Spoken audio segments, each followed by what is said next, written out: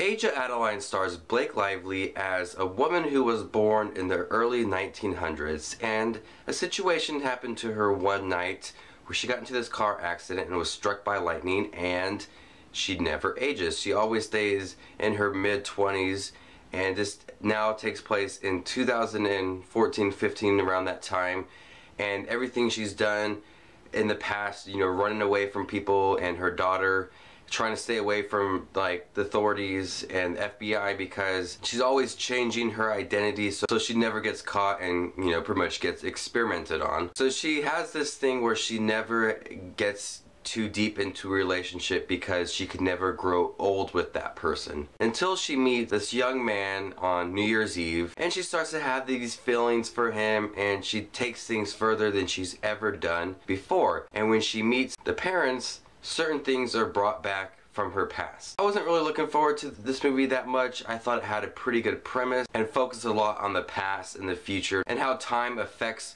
certain situations. So that's the only thing I was really looking forward to this movie, and I gotta say it's a decent movie. It's a bit lengthy for itself. It's a little under 2 hours. I feel like certain scenes could have been cut out and certain scenes dragged on. The one thing that completely annoyed me and at times was a bit unnecessary was the narrator. At times it worked with explaining the situation, but most of the times it was like he was giving us a science lesson talking about planets and electricity and snow and how things affect Earth, and a lot of that towards the middle and the end just was completely unnecessary. Other than that, I thought it was a pretty enjoyable film.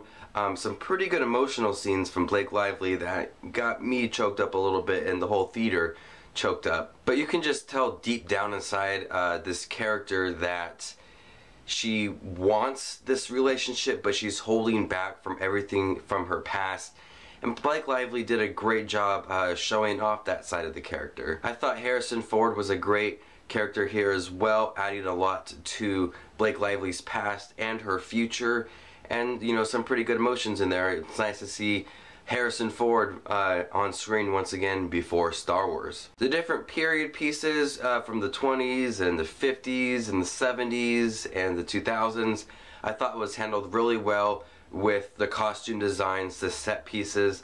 It all looked really real to me, and that makes it more believable and you're more involved in the storyline. It's just not half-ass and not really cared about. But I think the set designers and costume designers really cared about how the film looked, so I really like that. So Age of Adaline is not the greatest movie. It has some weaknesses to it, but overall I thought it was an enjoyable film. It's nice to see Blake Lively overcome certain things in her past and trying to develop more of this relationship, and I really liked the ending and how it wrapped up, even though it was a bit predictable. So I'm going to go ahead and give Age of Adaline a B-. This is Justin Watches Movies with his review of Age of Adaline. Remember to give this video a thumbs up and subscribe to Justin Watches Movies for more upcoming movie reviews and Blu-ray unboxings, and I'll see you guys later. Bye.